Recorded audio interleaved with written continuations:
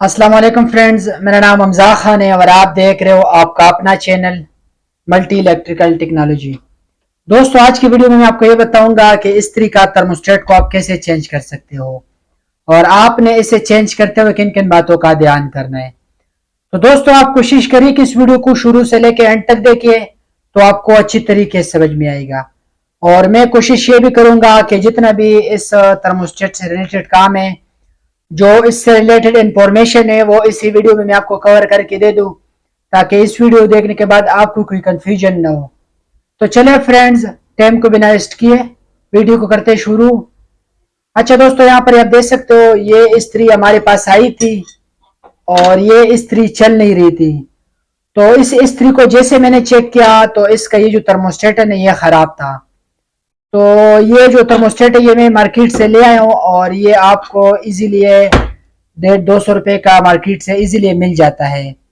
तो इसको आप घर बैठे खुद भी चेंज कर सकते हो अगर आप थोड़ा बहुत टेक्निकल हो तो यहाँ पर आप देख सकते हो दोस्तों, इस थर्मोस्टेट को हम इसी इस्त्री के अंदर फिट करेंगे। तो इसके ऊपर ये जो स्क्रू लगे हुए हैं इसको मैं खोल लेता हूँ ताकि ये इजीली अच्छी तरीके से फिट हो सके।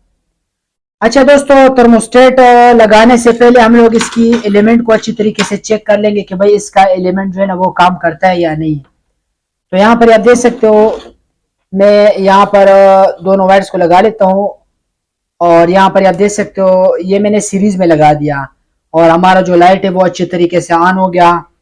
तो इस लाइट लगाने से हमें ये कंफर्म हो गया कि भाई हमारा जो एलिमेंट है वो ठीक है। यहाँ पर आप देख सकते हो दोस्तों, ये पूरा इसके अंदर एलिमेंट लगा हुआ है। अच्छा दोस्तों, इस थर्मोस्टेट को हम इस इस्त्री के अंदर फिट करेंगे। ये जो पुराना वाला थर्मोस्टेट है इसको हमने जैसे खोला था उसी तरह हम इसको फिट कर देंगे। तो यहाँ पर आप देख सकते हो ये स्क्रू मैंने यहाँ से खोला था और इसी जगह पर हम इस स्क्रू को टाइट कर लेंगे।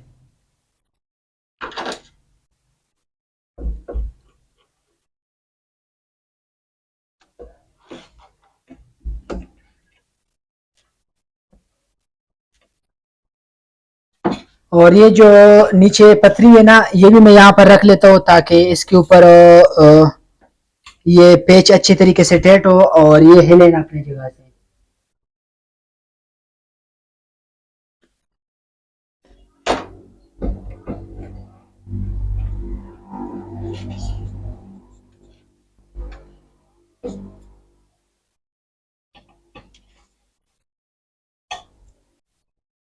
अच्छा दोस्तों, यहाँ पर आप देख सकते हो इस पतरी को मैंने अच्छी तरीके से टाइट कर दिया और हमारा थर्मोस्टेट अच्छी तरीके से यहाँ पर फिट हो गया।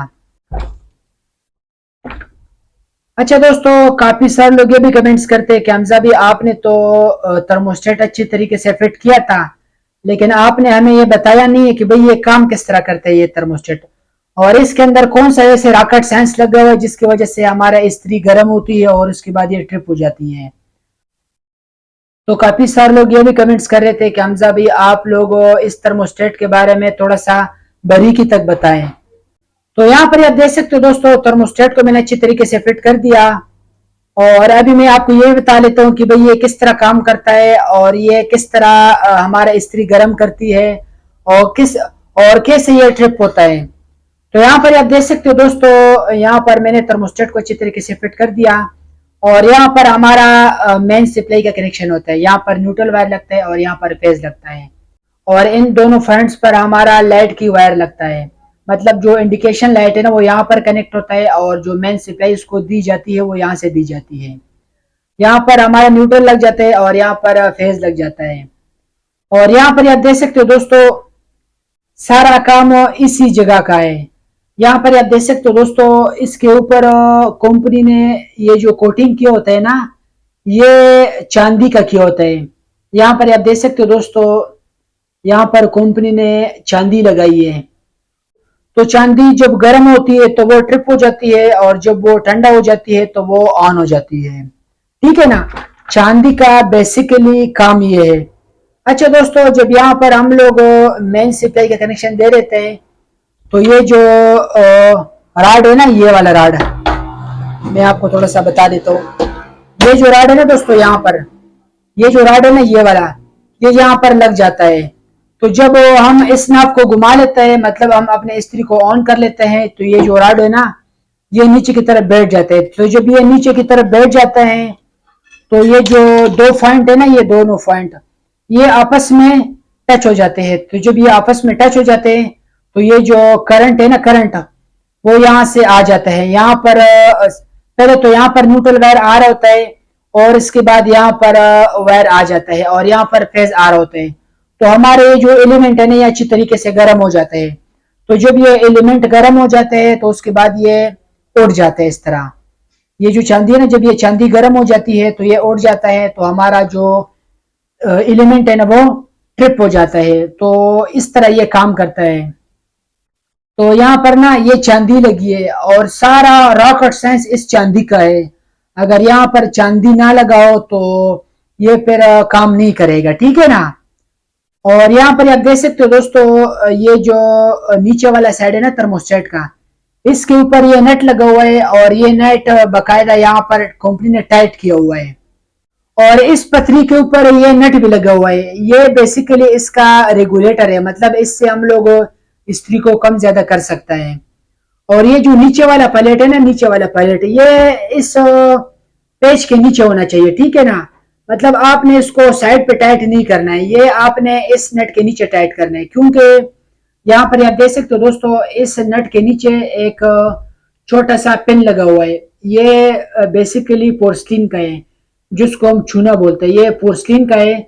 اور یہ جو نیچے والا تھرموسٹیٹ ہے نا، نیچے والا تھرموسٹیٹ یہ اس چونے کو، اور یہ جو نیچے والا تھرموسٹیٹ ہے نا یہ اس نٹ کی وجہ سے اوپر کی طرف نہیں آتا ہے. مطلب اس نے اس کو پکڑا ہوتا ہے اور یہ نیچے کی طرف زور کر رہا ہوتا ہے، مطلب اوپر کی طرف یہ اس کو آنے نہیں دیتے، ٹھیک ہے نا. اور یہاں پر آپ دیکھ سکتے ہو دوستو، یہاں پر چونا لگا ہوا ہے، مطلب یہ بھی براس کا ہے، نیچے والا تھرموسٹیٹ بھی براس کا ہے اور یہ سینٹر میں یہ چونا لگا ہوا ہے. یہ چونا یا پورسلین کمپنی نے اس لیے لگایا ہوتا ہے کہ یہ جو تھرموسٹیٹ ہے نا اس کے اندر تو کرنٹ آ رہا ہوتا ہے، اور جب اس کے اندر کرنٹ آئے گا تو پھر ہمارے استری شارٹ کرے گا. اور جب اس کے اندر کرنٹ آئے گا تو کرنٹ یہاں پر ٹچ ہوگا تو یہ پورا ایلیمنٹ پر شارٹ ہوگا، پھر ہمارا پورا استری جو ہے نا وہ شارٹ کرے گا. تو اس لیے کمپنی نے یہاں پر پورسلین لگائے ہوتے ہیں، ٹھیک ہے نا. تو اس پورسلین میں کرنٹ نہیں گزرتے، ٹھیک ہے جناب. اچھا دوستو، آپ نے جب تھرموسٹیٹ کو فٹ کرنا ہو تو آپ نے یہ بھی دیکھنا ہے کہ یہ جو نٹ ہے نا یہ اچھی طریقے سے آپ کا لگا ہونا چاہیے. ہم لوگ اس نٹ کو غور ہی نہیں کرتے اور ہم لوگ اپنے استری کو یا تو فٹ کر لیتے ہیں یا تو ہم اپنے استری کو ویسے ہی چلاتے ہیں. اور پھر اچھا دوستو، جب یہ نٹ نہ لگاؤ نا یہ والا، تو پھر بھی یہ جو تھرموسٹیٹ کا نیچے والا سائڈ ہے نا یہ اس کے ساتھ بیٹھا ہوگا اور ہمارا استری ڈائریکٹ چلے گا. اور جب ہمارا استری ڈائریکٹ چل رہا ہو تو پھر وہ کپڑے کو جلائے گی. تو آپ نے یہ بھی دھیان کرنا ہے کہ یہ نٹ اس کے اوپر اچھی طریقے سے ٹائٹ ہونا چاہیے، اور نٹ کے سامنے یہ جو پورسلین یہ جو چونے کا فین ہے نا یہ لگا ہونا چاہیے، ٹھیک ہے جناب. تو یہاں پر میں نے آپ کو تھرموسٹیٹ کے بارے میں بتا دیا کہ بھئی یہ کیسے کام کرتا ہے اور یہ ایلیمنٹ کو کس طرح آن کرتا ہے اور یہ ایلیمنٹ کو کیسے آف کرتا ہے، ٹھیک ہے نا. اور یہاں پر ہمارا دو وائر لگتے ہیں، نیوٹرل فیز، اور یہاں پر ہمارا انڈیکیشن لائٹ لگتا ہے. تو مجھے امید ہے کہ یہاں تک آپ کو اچھی طریقے سے سمجھ میں آ گیا ہوگا.